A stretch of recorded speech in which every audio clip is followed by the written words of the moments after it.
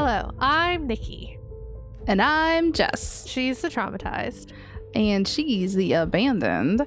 And welcome to our podcast, where we talk about true crime, spooky things, and everything in between.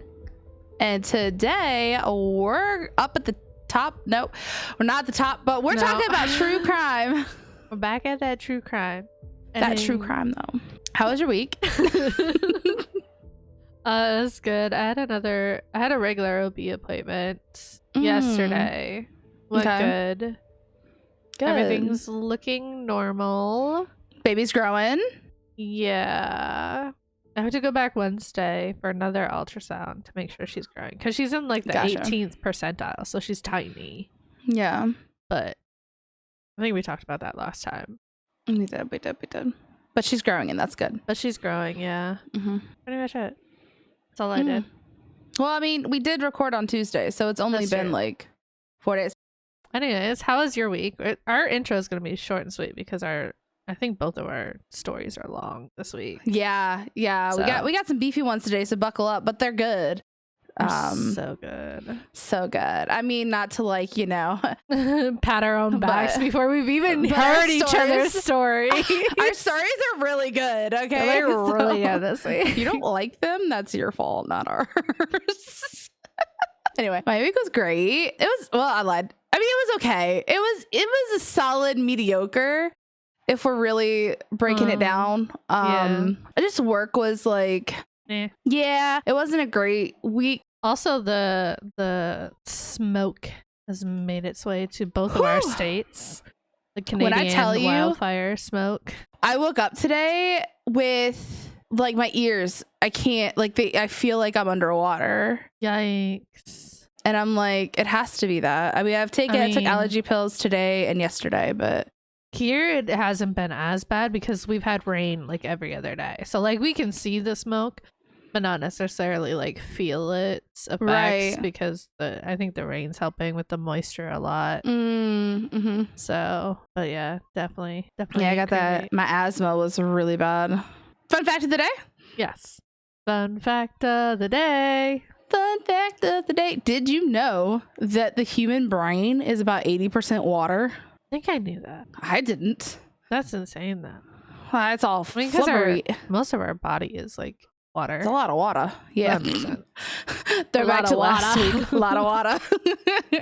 But yeah, I mean, because theoretically gonna get super gross, but apparently if you cut into it, it has like the consistency of Jello. Your brain. Yeah, that's gross. Like you know, like the fruit cocktail, like Jello that you get. That's like that's what your brain's supposed to be like. So next time you're eating that, you're welcome. Good thing I don't eat Jello. No, very often. Sorry, Jello people. Okay, so what are you talking about today? Tell me. I'm so excited. So today I am going to be talking about one of the most sensationalized cases in Scandinavian history. Scandinavia, let's go. Okay. When this happened back in 2017, it happened in the countries of Sweden and Denmark, kind of in between them. It'll make sense once I get into the story. Okay. And both places are kind of known for how safe they are. Murder doesn't happen very often. So when this case popped up, of course, the media became obsessed. But in this obsession, the focus point of this case quickly became more about the murder and the murderer. And it seemed that people had lost sight of the fact that someone's life was tragically cut short. So I wanted to make sure, as I told you this story, that you know exactly what type of person Kim Wall was. Okay. Wait, did you watch something on HBO about Kim Wall? Yes. Okay. There's HBO, Netflix. Actually, there is a dramatized series on HBO and on Discovery. Plus, there is a Danish documentary of recorded tapes with the murderer. That's really cool. So Kim was a beautiful 30-year-old freelance reporter. She was born in 1987 and grew up in a close-knit community in the small town of Trelleborg in southern Sweden, just across the strait dividing Denmark from Sweden. She studied international relations at London School of Economics and went on to gain a place on the rigorous master's program of Columbia University's School of Journalism. This is a quote. kind of talking about journalism. Okay. Some truly see it as a calling. You want to enlighten the public. You want to tell stories that will make people's lives richer and better and easier and bring the truth of what's going on. And to me, that was the epitome of Kim Wall. And that was from her former professor, Sandy Padway. Okay. Although Kim was described as gentle, unassuming, and soft-spoken, she was also described as vibrant, having a big heart, and very tenacious. She was also described as having a dose of skepticism and no patience for bullshit. I mean, I feel like as a reporter, you need those qualities. Yeah, for sure. After her studies, Kim decided to do freelance reporting. And freelancing journalism is obviously not an easy job. You have to figure out everything yourself, from how to do the reporting to how to place the stories to how to actually turn it into a viable independent business. It's definitely a hustle, like if you can pay your bills based on whether you can sell a story or not. But Kim really drove into freelancing with so much confidence and tenacity, and she became really successful. Kim loved to travel the world, which her work really allowed her to do, and she touched so many lives along the course of her travels. The stories that Kim sought were not mainstream stories. She was very deeply motivated to pursue meaningful stories about people living on the front lines of different kinds of crisis. What most distinguished Kim's work was the way she truly listened to her subjects and brought their stories to life with grace, never once slipping into sensationalism. Her work always brought you into people's real lives and showed you the world as they saw it, without judgment, but with astonishingly perceptive eye. She gave voice to weak, vulnerable, and marginalized people, her mother wrote in a statement on Facebook. Kim's work appeared in Harper's Magazine, The Guardian, The New York Times, Time Magazine, and so many more. Okay. In 2016, she received the Hensel Myth Award, Best Digital Reportage for her story, Exodus, about nuclear testing and climate change in the Marshall Islands. In the summer of 2017, Kim was living in Copenhagen, Denmark, with her boyfriend while continuing her freelance reporting. So basically across the river from her hometown. Okay. While there, Kim had come across an interesting subject, an eccentric Danish inventor known for building the world's largest privately made submarine, and who is currently working on building a rocket to go to space. What? Okay. Yeah. I didn't know like people just did this. Like random citizens just, built their own rockets and submarines. Apparently they can. This is a thing. We know about the submarine because OceanGate That's just happened. Why I giggled. I was like, oh. The timing on this, I swear I did not plan, but I just really wanted to tell the story. No, I love it. Okay. So this was a story right up Kim's alley. And so Kim had requested an interview with this inventor, but did not hear back from him until August 10th, 2017. Mm-hmm. She was going to pitch the story to a magazine called The Wired once she finished it. She went over to the inventor's workshop for a pre-interview. While there, Kim was invited back to ride the submarine that evening for the main interview. Kim agreed, even though that evening was to be her and her boyfriend's going away party because they were about to move to Beijing.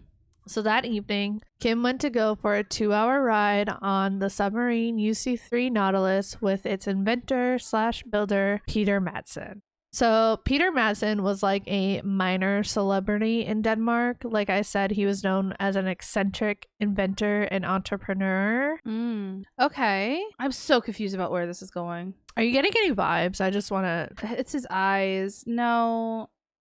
I would need to see him. This sounds really weird. I need to see him talk. His eyes are very like captivating to the point where it's just like, it's making me question, like I feel like I could listen to him, but it's making me question why I feel this way. Though Peter never finished any kind of formal education, he went on to build 3 submarines. The first being UC-1 Freya, the next being UC-2 Kraka, and the final being UC-3 Nautilus.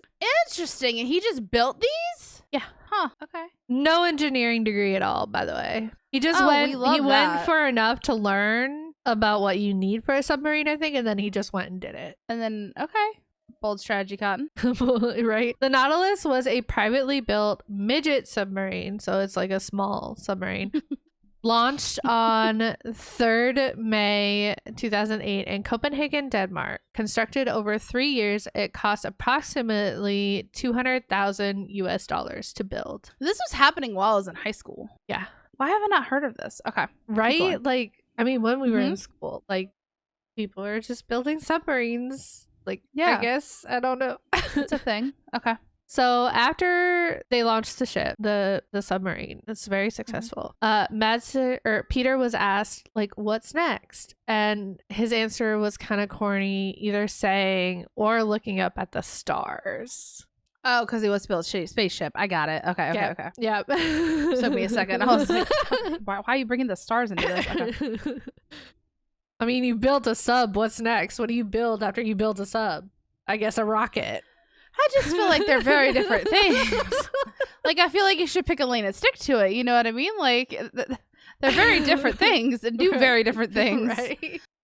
So on May 1st, 2008, Peter co-founded Copenhagen Suborbitals with Danish architect Christian von Bengtson. I hope I say everything right. Sorry if I don't. With the mission to build a one-man rocket to take him to space. I am so confused about where this is going. Okay. I am just on the edge of my seat. Okay. To describe Peter's personality, Peter was a storyteller, and he had the ability to make people dream. Peter was with Copenhagen Suborbitals for 6 years, then he left. He said he left because he claimed that his co-founder basically pushed him out. He became his boss. Oh no, I'm working for another boss. So he left. But that wasn't necessarily the case, because as his one-time biographer described him as a manipulative narcissist. Okay. Got interesting. Peter hated not being the center of attention, and he hated being ignored as Copenhagen Suborbitals grew bigger and bigger. And it was also commented that Peter was not very reliable, and it was said that he was thrown out. So, but he didn't go very far. In fact, he basically went across the parking lot and established RML Space Lab, Rocket Madsen Laboratory. Oh, Jesus Christ. Oh my God. Look at that thing in its glory. Right? God, it looks like a rundown, like a rundown gas station. Basically, where they're like these companies are, they're in a rundown shipyard, old shipping yard. Okay. No, that makes sense. That checks they out. have That's what all it looks this like. Okay. space and stuff. Yeah. That's where for he all ran the away room for to. activities. Peter's lab was mainly funded and manned by volunteers and interns. Peter was able to get all these people who were hardcore studying engineering, who saw him as an inspirational figure, to work for him.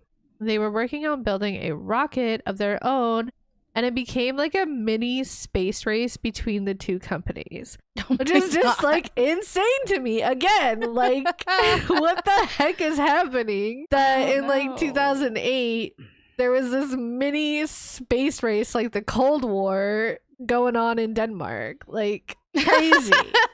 Right. What? The Nautilus at the time was being used as the control ship for the rocket's launch system. Basically, they had only made it as far as making a launch pad. So, swinging back to August 10th, 2017. Okay. Kim has to meet Peter at the sub at 7 p.m. and was to interview him while riding the sub for 2 hours. Okay. It was just the two of them who were to go down on the sub. Kim arrived and they headed out. She messaged her boyfriend, "I'm alive, by the way, but I'm going down now. I love you," with 5 exclamation points. And then a few minutes later, he brought coffee and cookies, though. 10 p.m. rolls around and Kim's boyfriend starts to worry because she is supposed to be back by now. But he waits till 2:30 a.m. to call the Coast Guard. The police started to search for the sub at 3:30 a.m., sending out an alert, possible accident at sea. They didn't know what happened. August 11, 2017, Peter's colleagues are woken up to the knowledge that Peter is missing with the sub. They had no idea that he had planned on sailing that evening, much less with someone on board. I'm going to pause real quick because a lot of my information comes from the two documentaries, the Netflix one and the HBO one. HBO one is like the investigative side. Okay. And then the Netflix one, the director Emma was making a documentary on the rocket stuff on Peter. Okay. Oh, and so you have gotcha. You married them. Yeah. So on the Netflix side, you have it showing like Peter before the incident and then as the incident's happening and afterwards. Okay. So and then I've kind of melded them together. So I love that. Thank you for doing that because I know it took a lot. So like I said, the colleagues woke up. Peter's missing, the sub's missing, a journalist is missing. What's going on? Okay. Meanwhile, Commander Lars Muller Peterson from the Royal Danish Navy was head of the Naval Fleet Diving Unit, was contacted along with Didi Dryborg.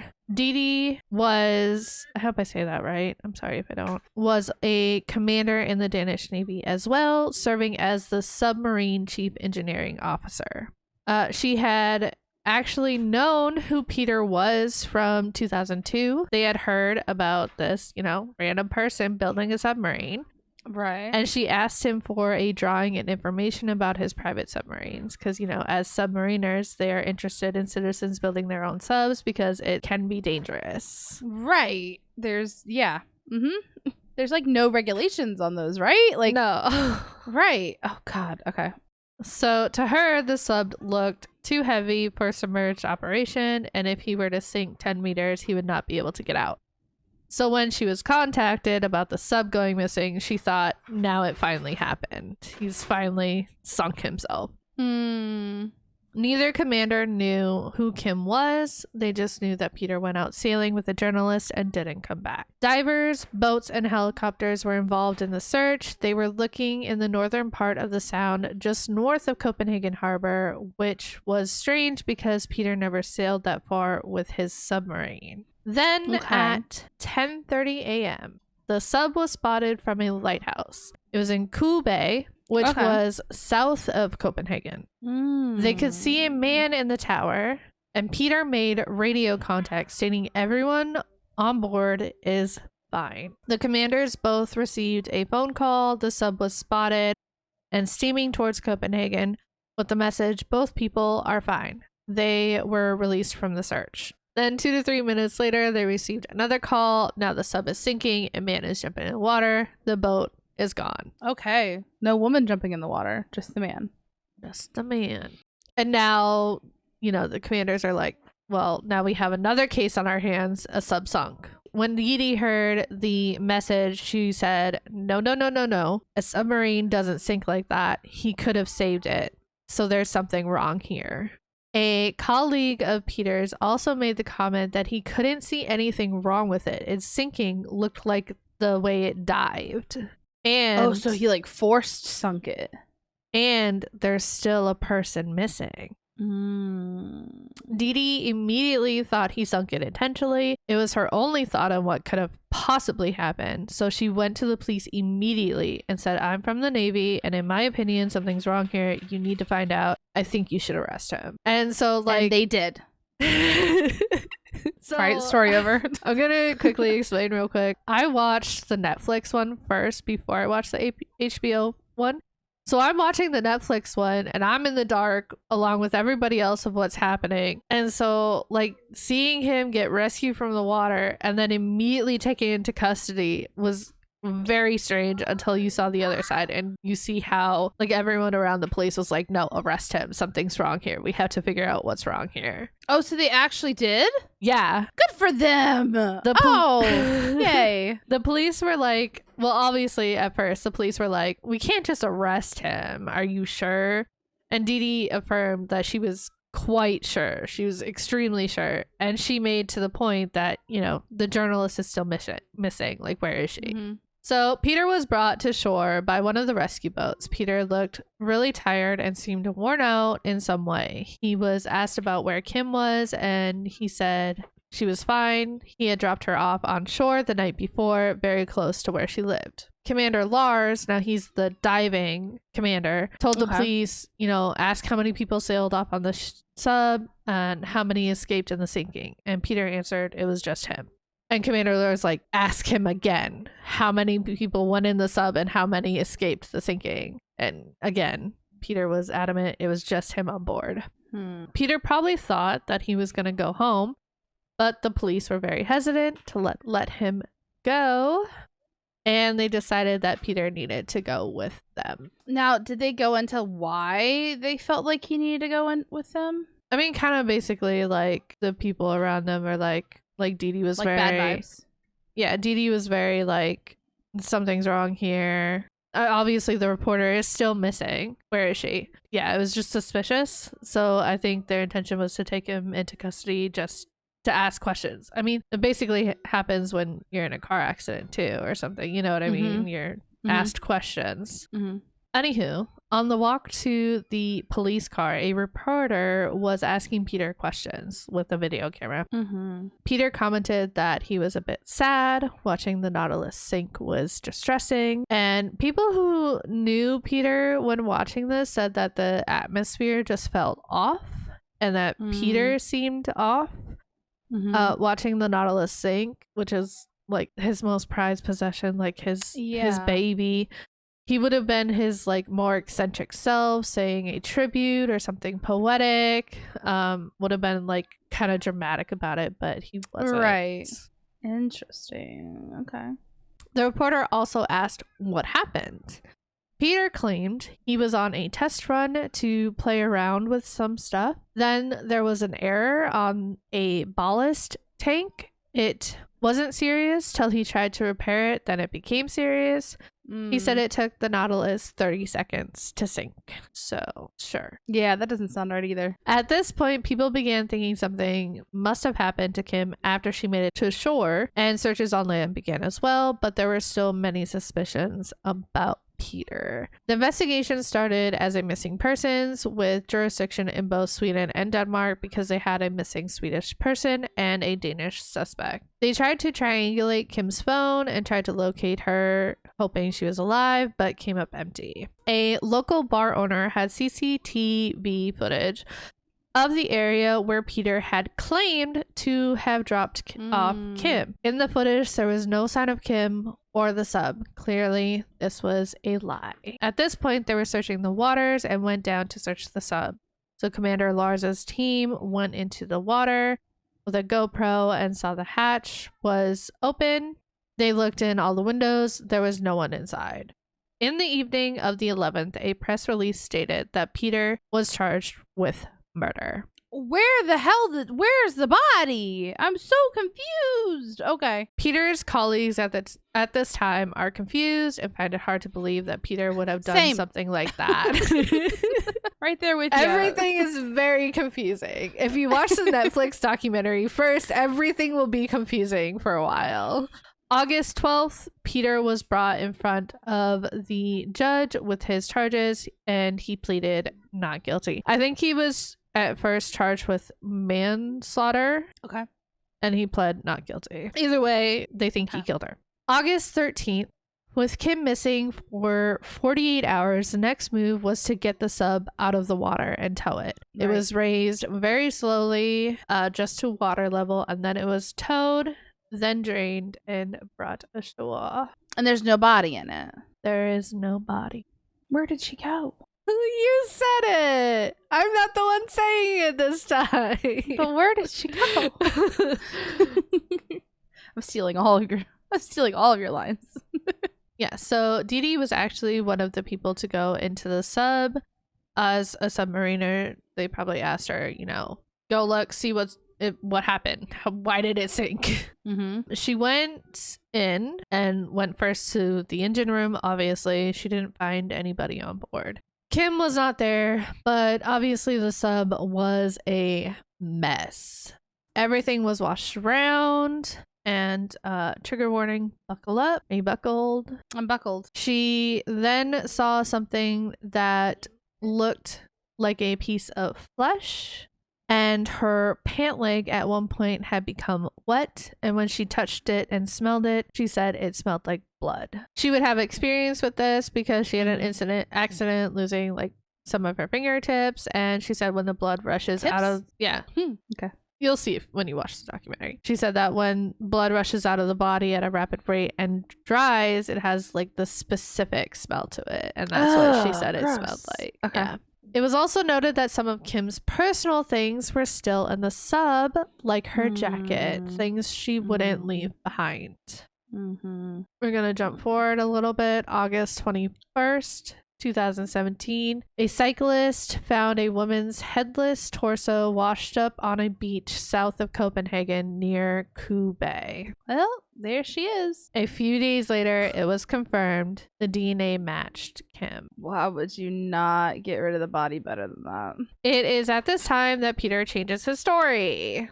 Oh, interesting. Now he was saying that there was an accident aboard the ship and Kim had died from the injury.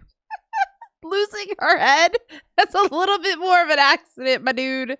That's how?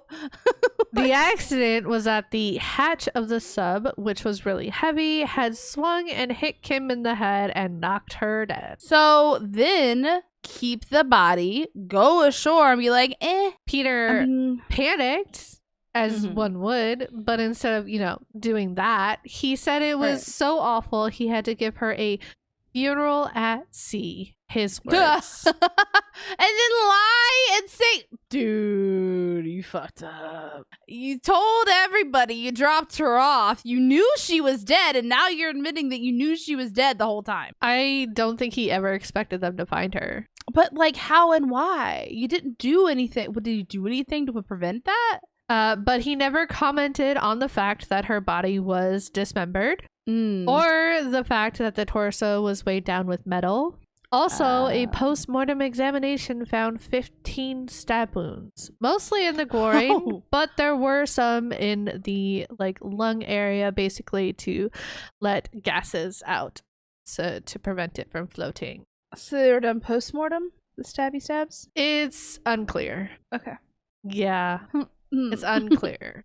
So don't like that. We're gonna pretend like they're post-mortem. Yeah. They're post-mortem, especially those groin ones are post-mortem. So the police obviously knew that this was a murder, but they needed to find the other body parts to confirm their suspicions. One of Peter's interns, Stefan, went to go look at the sub after the police investigated it. He looked at it through the fence that the police had around it and stuff, and he saw that the valves were open. He said that anyone can see. You don't have to be very smart to see that it was sunk on purpose. So this is the point in the Netflix documentary where you see the interns being like, well, fuck, now did I not notice the signs? Yeah, there were signs. Stefan also commented on the accident theory, stating that's why he sunk the submarine. That makes sense then. He thought he could convince everybody with his talk and it would stay an accident, but he could have killed her. Stefan didn't understand. If it was an accident, why would he bury her at sea? That's what I'm saying. You kind of shot yourself in the foot. But hear me out. Narcissists and everybody, they don't ever think they're gonna get caught. They're too good at what they do. So he made, he made all of these things because he wouldn't get caught. So that's why he lied. Navy spent over a month searching the water. October 6, 2017, they had been searching for 56 days with over 50 divers doing about 3,500 dive times in an area of 200 acres. And they weren't really finding anything. But they were suggested to bring in Torben Bang, who was an oceanographer from Aarhus University. He had a great understanding of how things are transported underwater. A day after Torben told them where to look, they got their first hit. Wow. They found a plastic bag. They continued to find plastic bags that contained Kim's head, legs, clothes, and a knife. 6 days later, a saw was found, and her arms were found November 21st and 29th. After examining the head, there was no fracture, nor was there any blunt force trauma found, indicating that Peter yet again lied. On January 16, 2008, Peter was officially charged with murder, indecent handling of a corpse, and sexual assault. Oh, we just had to throw that one in there. Okay.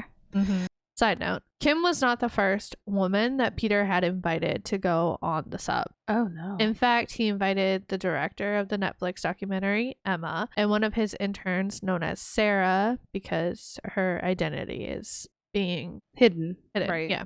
The day that he took Kim out, Peter messaged Sarah and said that the Nautilus was sailing so good that they should take a trip the next day. So Sarah and Emma kind of came to the realization that it easily could have been either of them in Kim's place. Wow. So the trial.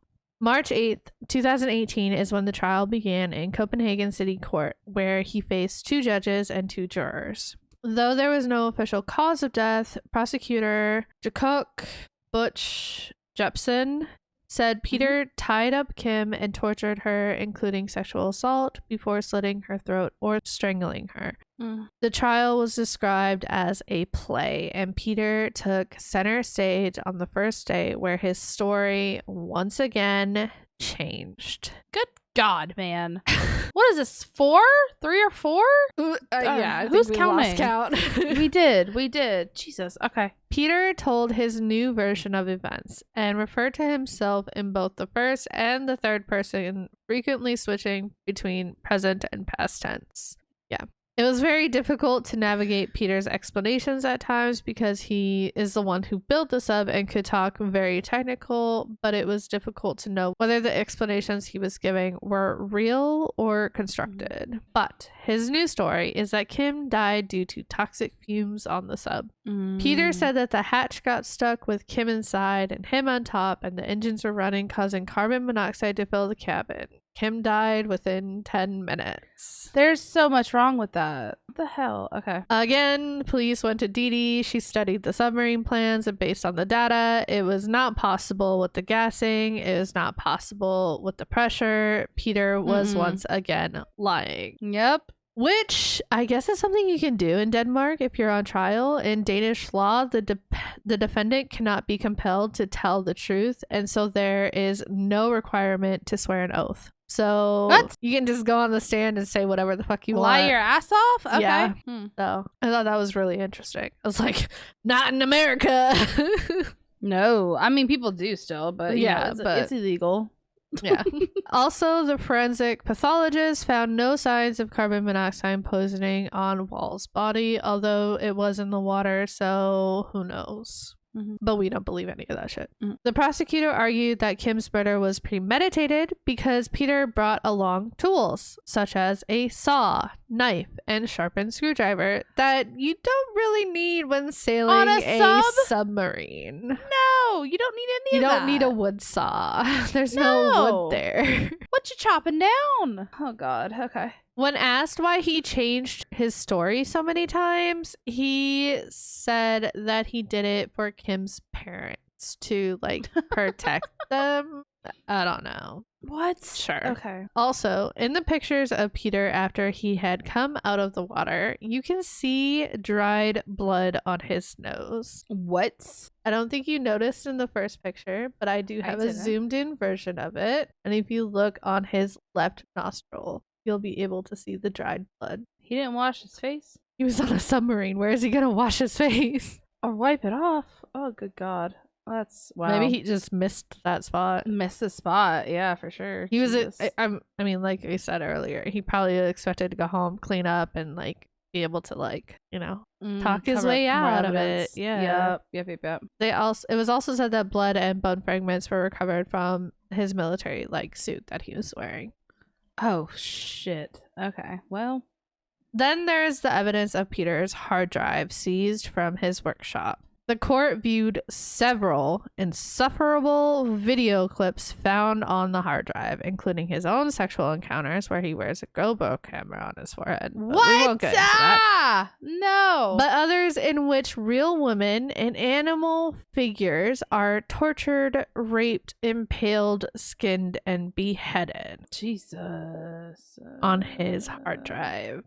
So he didn't have that friend to go erase them. Well, Peter tried to blame this on Stefan. He's like, oh, Stefan lived at the warehouse. He put that stuff on my computer. They're not mine. I'm just holding them for a friend. Jesus. The investigation also revealed that Peter had searched the internet for videos of beheadings of women just hours before Kim's death. Oh, wow. Sarah was one of the many witnesses to testify. At one point, before the murder even happened, she had messaged Peter asking him to like threaten her, to like motivate her to work, which, I mean, okay, that's what gets you on. The conversation escalated to a point where Peter admitted to having a murder plot on the sub plan. Okay. So he's been thinking about this for a long time. Did he build the subs to do this? I don't think so. No. Okay. Just happened to coincide with the... Okay. Yeah, we'll get to it. Peter was also evaluated by psychiatrists, and they determined that he exhibited a severe lack of empathy and remorse, and narcissistic and psychopathic traits, which make him a danger to others. Mm-hmm. Very much so. So on April 25th, 2018, after 7 weeks of testimony and 36 witnesses, 10 of which were Peter's own interns and volunteers, and film from the Netflix documentary also proved as crucial evidence in the trial. Wow. Side note, Peter's wife was to testify for the defense. Shockingly, I had no idea he was even married, but was excused with the doctor's note, and she divorced Peter quite quickly. Yeah. Anywho, April 25th, Peter was found guilty on all 3 charges.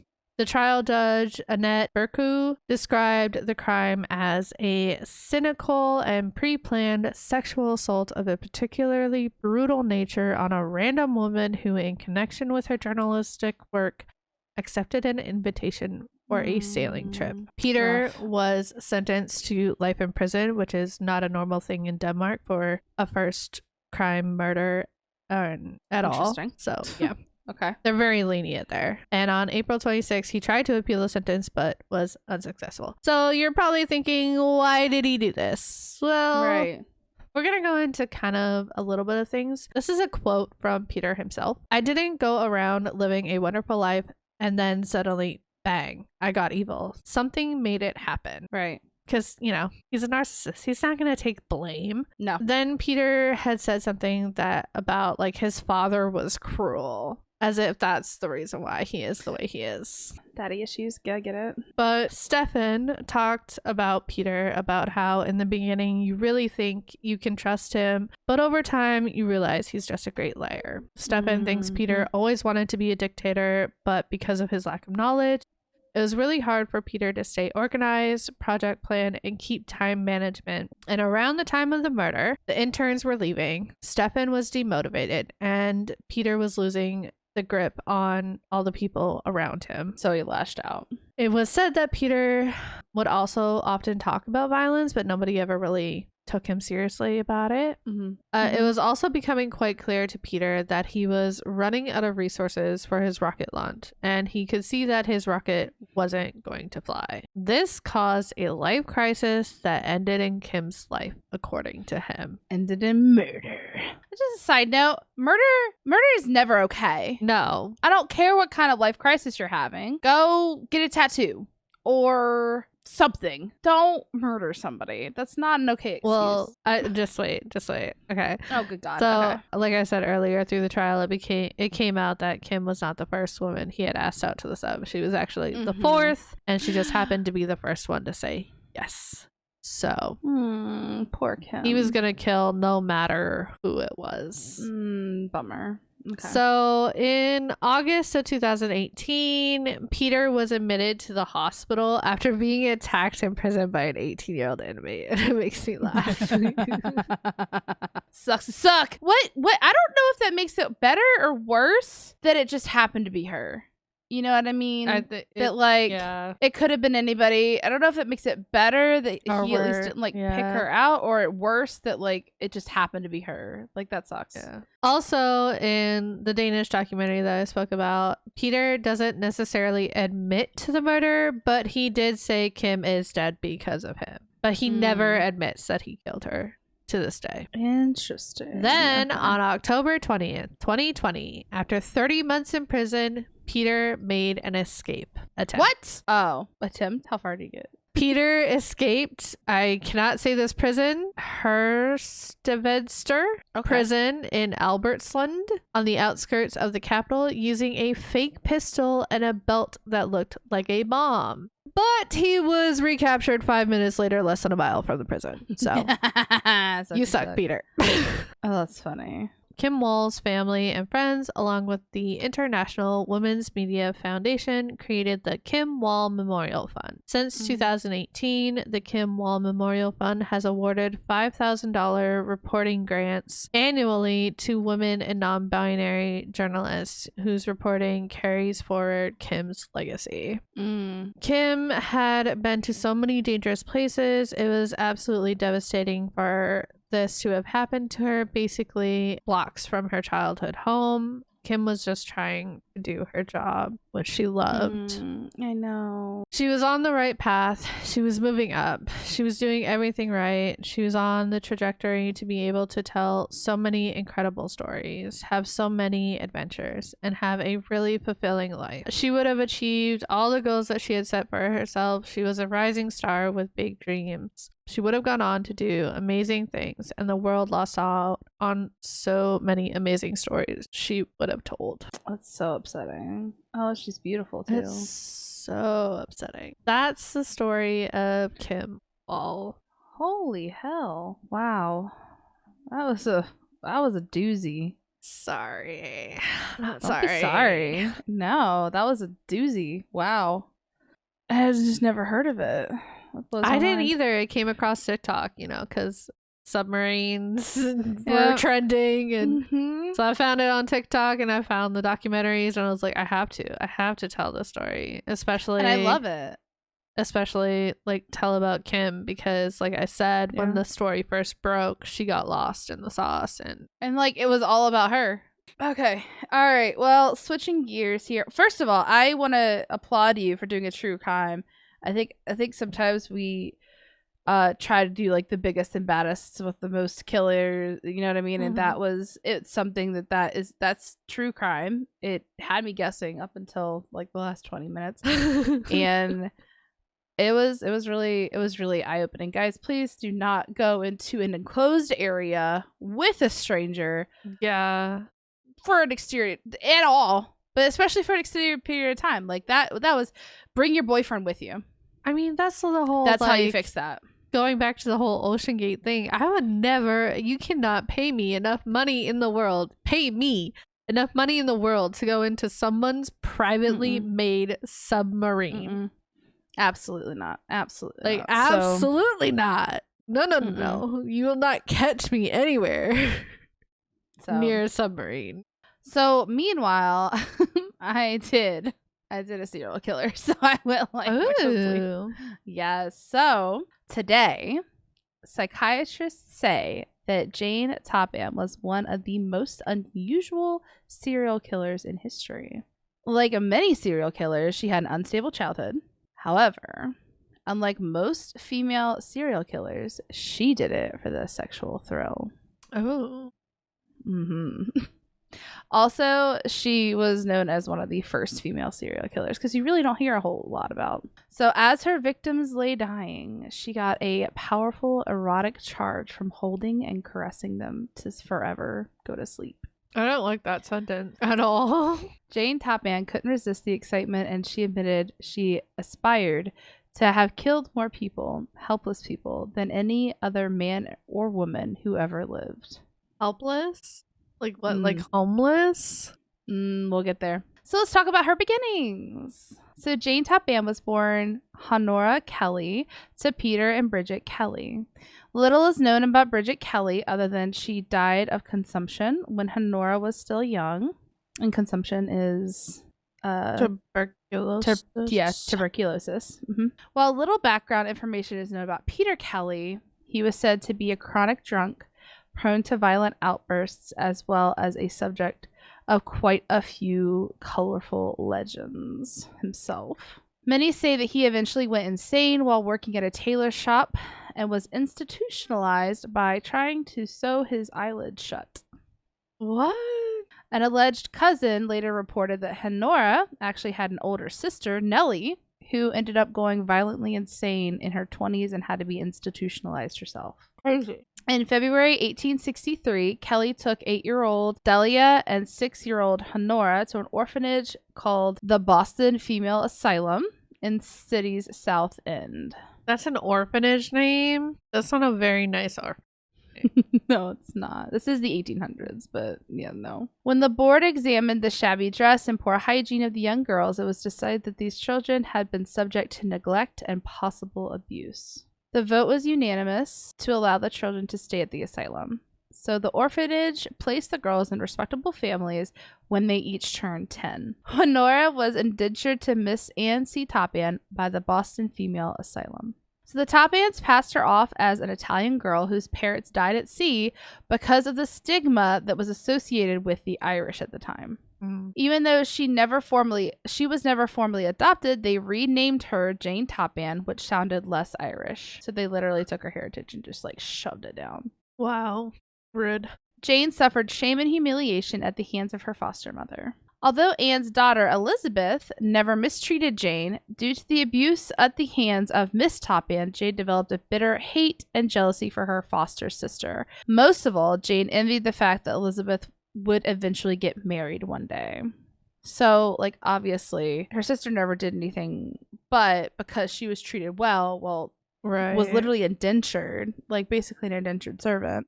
You know, that hatred and jealousy is going to build regardless. Yeah. So, according to unsubstantiated love stories, Jane was once courted by a Lowell office worker who even gave her an engagement ring engraved with the image of a bird. The relationship soured when he moved to another town and fell in love with his landlord's daughter, a young woman that he eventually married. Wow.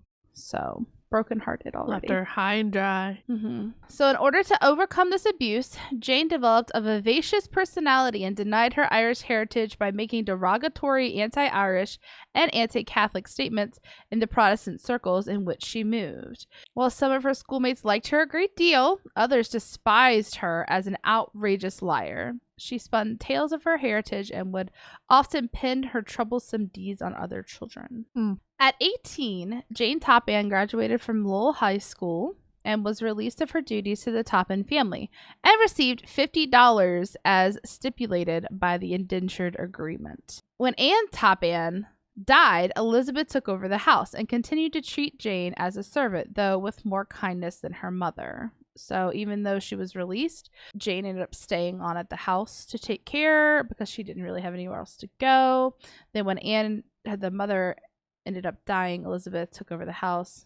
They never paid her at that point? Rude. No, they didn't pay her. They gave her the $50 as stipulated by the indentured agreement, but that was it. Elizabeth married a church deacon, Ormel Brigham, who moved into the Toppan house, but some strain or dispute caused Jane to move out of the house that she had lived in for 20 years. So once Ormel moved into the house, something happened. It's a conflicting stories, drama, blah, blah, blah. Jane ended up moving out or getting kicked out. How it started. At 31, not knowing what to do with her life, Jane began nursing training at Boston's Cambridge Hospital. She was quite popular with the patients and acquired the nickname Jolly Jane for her friendly, outgoing personality, but her colleagues were not as taken with her. She was not well liked by her fellow trainees, and she was perceived as a devious gossip that repeatedly lied about her background. She was also suspected of stealing, but she was never actually caught because Larry starts getting icky. If she liked a patient at first, she would falsify their charts or give them small doses of medicine to make them sicker so they would have to stay in the hospital longer. It just goes downhill from here. Mm-hmm. She began conducting scientific experiments on her patients in which she would alternate different doses of morphine or atropine to examine the effects on the patients. Yikes. The hospital administration grew concerned over her obsession with autopsies, but didn't know that she had experimented with morphine and atropine on her elderly patients. It is speculated that Jane killed more than a dozen patients while working at Cambridge alone. What? One patient, Miss Amelia Finney, lived to later tell the tale of Jane's maliciousness. After surgery, Jane administered some bitter-tasting medicine to Amelia to help with the pain. As she was slipping unconscious, she realized Jane had gotten into bed with her and began kissing her all over her face. Luckily for Mrs. Feeney, Jane was startled by someone and hastily left the room. As Amelia gained consciousness the next day, she thought the incident had all just been a dream, and she checked out of the hospital, keeping her fears silent until she found out that Jane had been arrested in 1901. That's crazy. Mm-hmm. Like it's a anesthesia dream. Like that doesn't actually happen. Why would that happen? Creepy. So even though her colleagues didn't like her, she did win favor with a couple of doctors who gave her glowing recommendations to receive wider training at the more respectable Mass Gen Hospital. Mm-mm. And this is where it gets worse. Are you gonna keep saying that? And this is when it gets worse. Payback's a bitch. How does it keep getting worse? In the head nurse's leave of absence, Jane was named the temporary representative. Colleagues disliked her and suspected that she was using blatant disregard for the dosage of medications that she was giving her patients, as quite a few patients were speculated to have died under her care. Now, this is as she was at Massachusetts General Hospital, right. So she's moved. Toppan would administer drug mixtures to patients she chose as her victim, lie in bed with them, and hold them close to her as they died. Yeah. Again, this is very rare for female serial killers because they usually murder for like a material gain or revenge. Yeah. Not sexual satisfaction. Right. In the summer of 1890, Jane broke an important rule and left the ward without permission. She was discharged without ever receiving her actual nursing license, even though she had passed the final exam and her diploma had been signed. So, what do? You go into private nursing. Oh, dear. Well, she did that for a while. And then after a stint as a private nurse, Jane returned to Cambridge Hospital, only to be dismissed from Cambridge due to the fear that she was administering opiates recklessly, which is a rumor that always followed her. Wonder why. And it was at this time when Jane began her career as a full-time private nurse.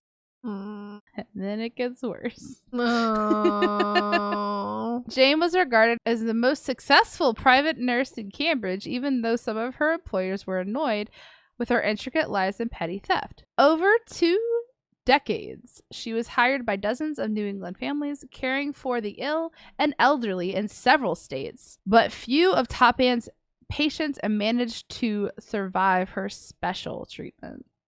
So how is she the greatest then? No one's surviving. She took such good care of them until they died.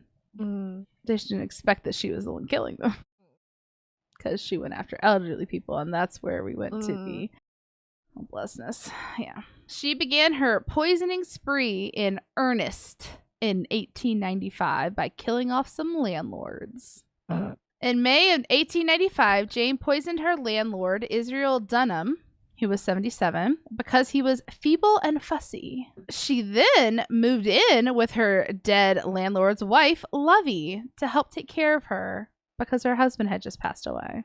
Later that fall, Jane poisoned Lovey Dunham.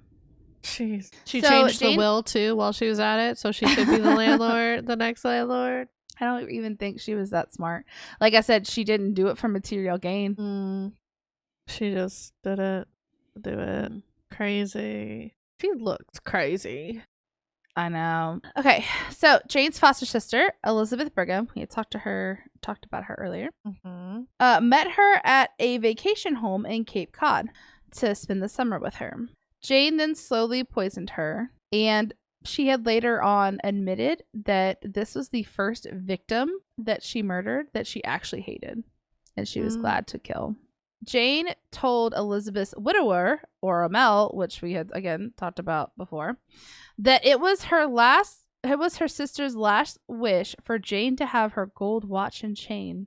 Ormel obliged because this sounded like a characteristic of his dear wife, Elizabeth. Later found out after Jane was arrested that she had pawned off the gold watch and chain.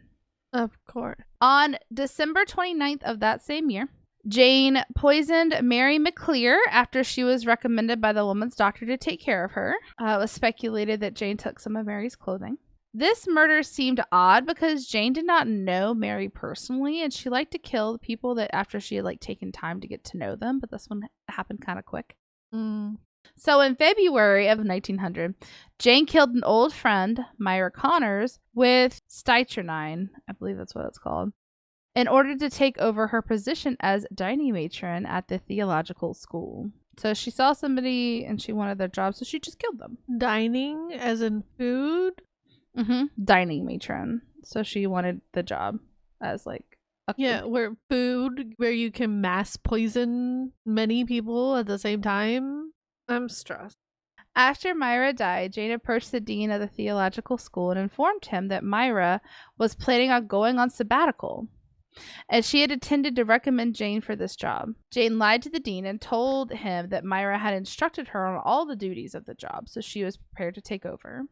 So obviously, the dean offered Jane the job.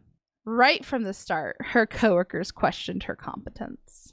So during the summer, while the theological school was out of session, she worked at the mess hall of the biological school in the Woods Hall.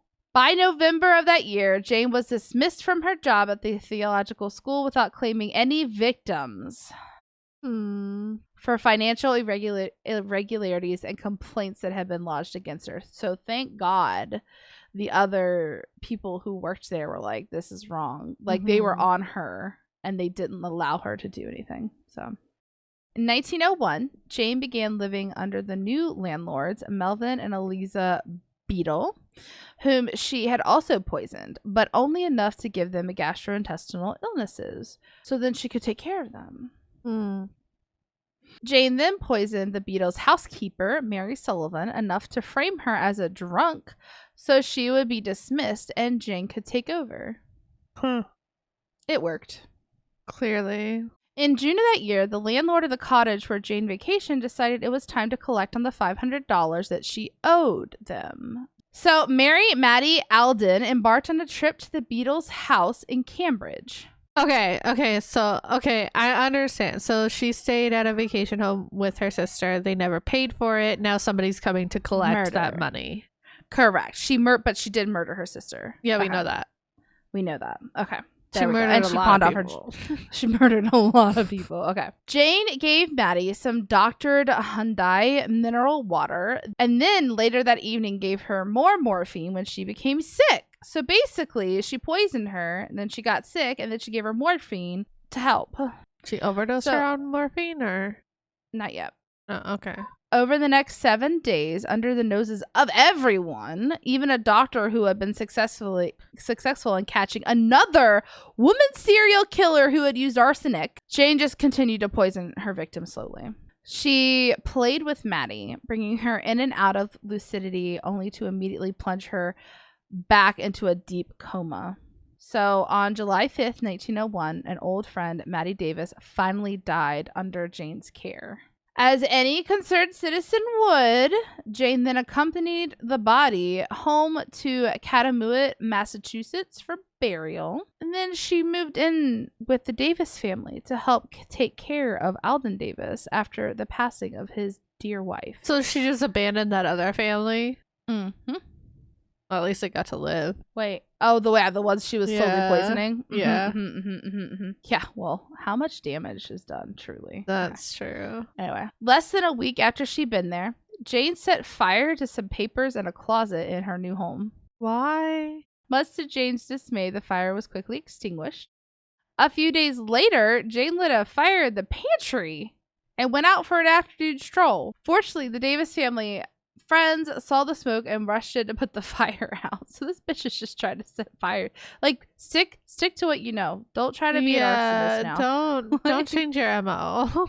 It's not working for you. Wow. On July 26th, Jane poisoned Genevieve Gordon, the youngest Davis daughter, who had remained in the house. How was she allowed to stay in there after she set the fires? Yeah. I don't know if they knew she set them, or she was like, "Oh no, I'm just so clumsy. I accidentally set a fire." You know, I don't know. That's so suspicious. How are you not like, bro?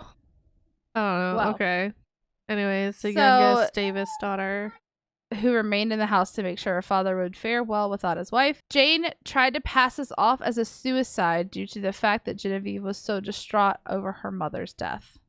So on July 26th, the youngest daughter died. Okay. From on what? August 8th, Do they say poisoning. Just okay. She done poisoned her. And what she then said it was suicide. On Sure. August 8th, Jane turned her sights on Alden Davis and killed him in less than 2 weeks after his youngest daughter's death. Wow. So 4 days later, Jane successfully poisoned the last of the Davis family, the oldest daughter, Minnie Gibbs. While Minnie was dying, Jane brought in her 10-year-old son to bed with her. Minnie's 10-year-old son. Brought into bed with Minnie or into bed with... While Minnie was dying. Mm-hmm. Okay. Some speculate that the child was sexually abused while his mother was dying. Bro. In the same bed? Bro. So on August 26th, Jane, after murdering this entire family, Jane moved back to her hometown of Lowell in hopes of marrying her dead foster sister's widower, Mel Brigham. Why did I think that was coming? I just had an inkling that she's going to try and get him. You'd think at this point she would have settled down, right? She got out. She's wanting to marry. She's wanting to calm down. No. Wait, did he actually agree to marry her? No, just move in. Good. They were courting. But then she murdered his sister because her sister was suspicious of her behavior and was seen to be in the way of her marriage to Ormo. He agreed to court her? What are you doing in the 1800s, guys? Come on. Now we're at the beginning of the 1900s. What are we doing? What are we doing? Why? What are we doing? We don't... Weirdly enough, again, we can leave the center out. I didn't like how they kept bringing it up, but they blamed her weight on a lot because when she was younger, they mentioned a couple of times that like she gained weight in high school to like protect herself, and like I think at one point they called her chubby. And I'm like, I don't like that. And then, like, here they were like, he even agreed to court her, even though she was seen as a larger woman. And I'm like, I don't like that either. Like, let's just take that out. Like, she's a mass murderer. She's a serial killer, but I don't like the fact they're calling her chubby.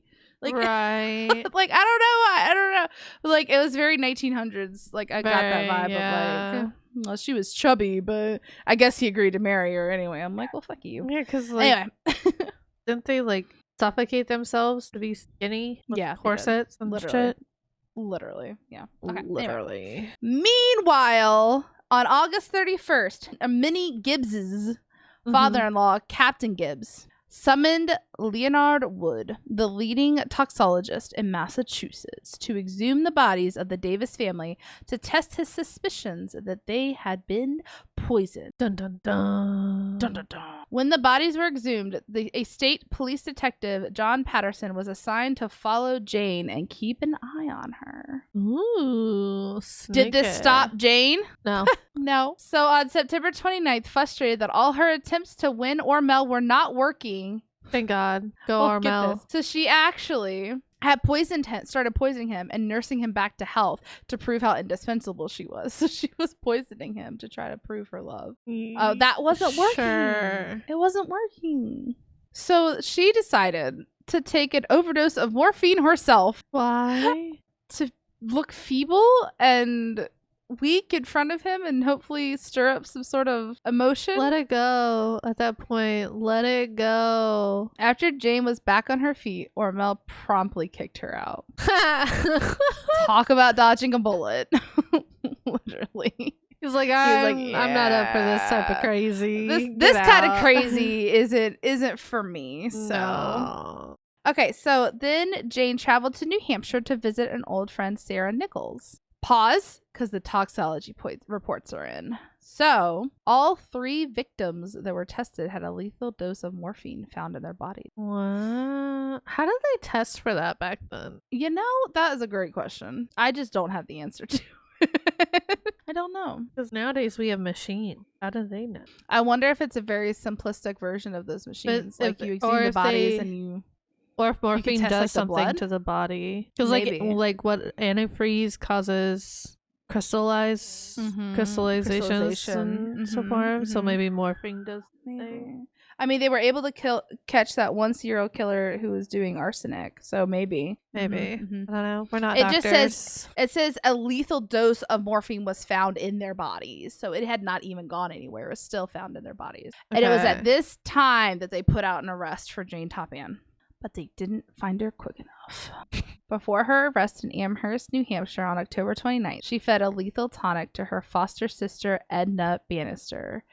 And she was working on another patient when the police cut short her medical career. So, on October 26, 1901, she was arrested for murder. Murder of just the Davis family at this point? So, actually, at this point, it was just the one that they could prove. Now, all of them had toxicology reports came back positive, but I think at this point, I'm going to go into the case right now. Okay. So during the entire time that Jane was awaiting a formal trial, she remained in the Barnstable jailhouse. She quickly befriended the jailer's wife, who believed that Jane was innocent. I wonder if she was a narcissist too, for sure. I 1000% think so, yeah.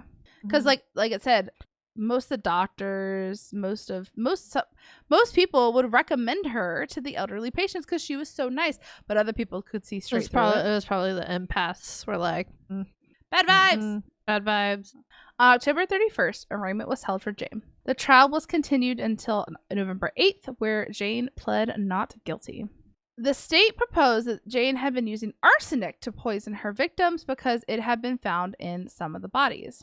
It turned out that the embalming fluid used mostly arsenic, and the prosecution was at a standstill about how Jane had killed the victim. So the prosecution was at first like, arsenic! But arsenic was used for embalming, and so they would have been found in the bodies. Arsenic would have been found in the bodies. Right. So it was good old Captain Gibbs who proposed that Jane had used morphine and atropine as her poison of choice. So finally, as they got the toxicology, morphine was used in there. It shouldn't have been in their bodies. They were able to secure a jury. On December 6th, 23 members of the grand jury assembled to hear Jane's case, and Jane was officially charged with the 4 counts of murder of the entire Davis family on December 6th. Wow. Just as a fun fact, she had again pled not guilty.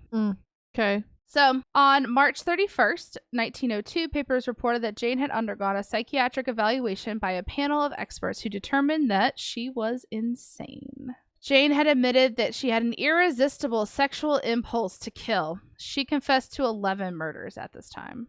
Toppan cinched the case with her own testimony, telling the court, "That is my ambition, to have killed more people, more helpless people, than any man or woman that has ever lived." On June 23rd, 1902, the trial of Jane Toppan began. It took less than 8 hours for the entire trial, and the jury only had to deliberate for 20 minutes. Jane was found not guilty by reason of insanity. What? I did not expect that. I was like waiting for that guilty. I was waiting. No fucking way. I don't think she was insane. I think she was exactly like fuckface Peter, a psychopath narcissist with sexual deviancy. We literally picked the same person. The same person. That's crazy.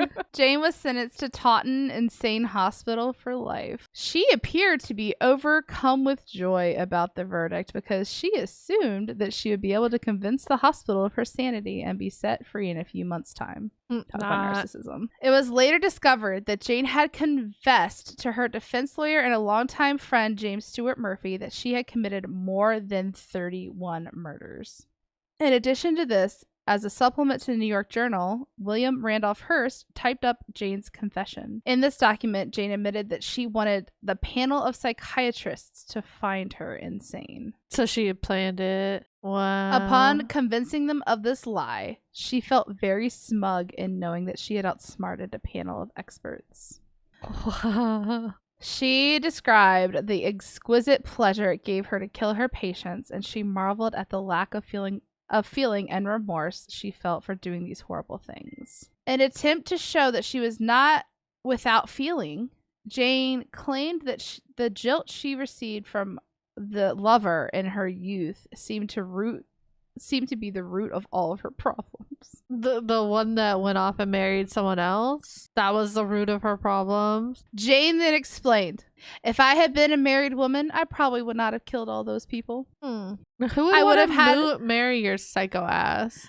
I would have had my husband, my children, and my home to take up my mind. So on June 24th, Jane checked into her new home, confined for life to the state asylum at Taunton, Massachusetts. Just quick note. Murder is not a hobby. Murder is not a hobby. Excuse to be like, oh, if I had got married, I would have been a murderer. If I had a busier mind, maybe I wouldn't have murdered. Yeah. Yeah.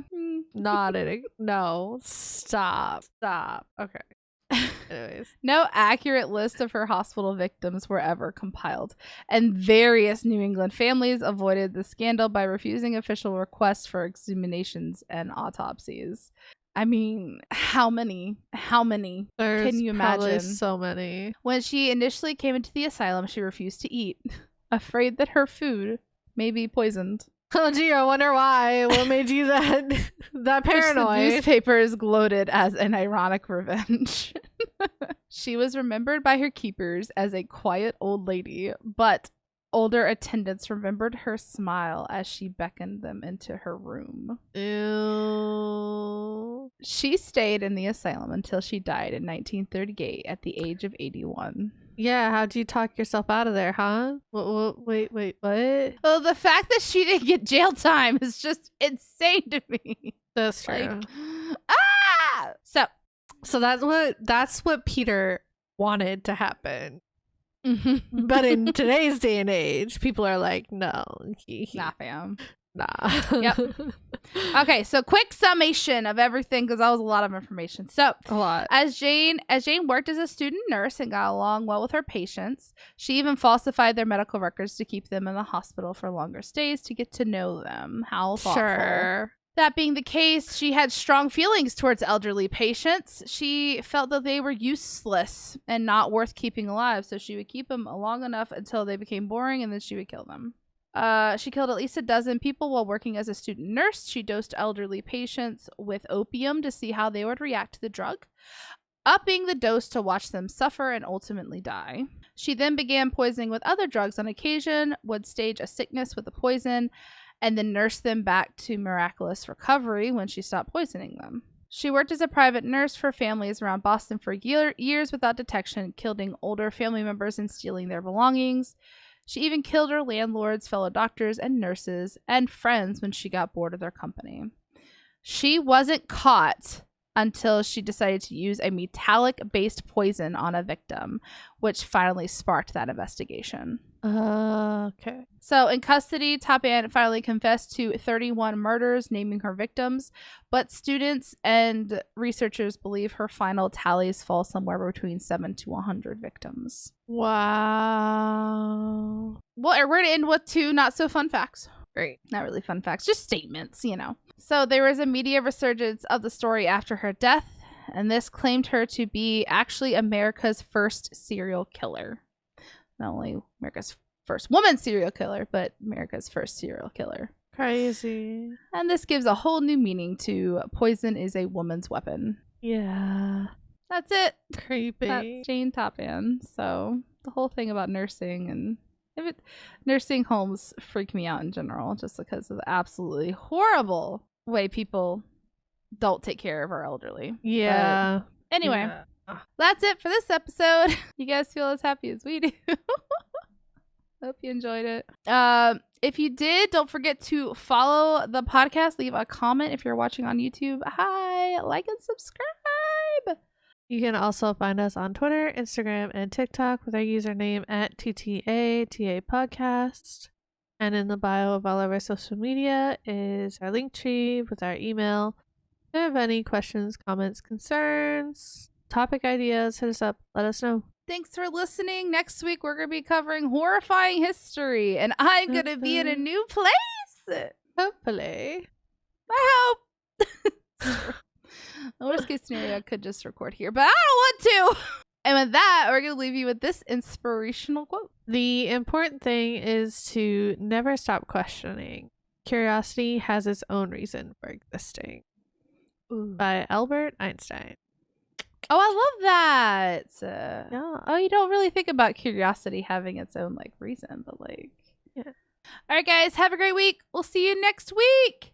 Bye. Yes, bye.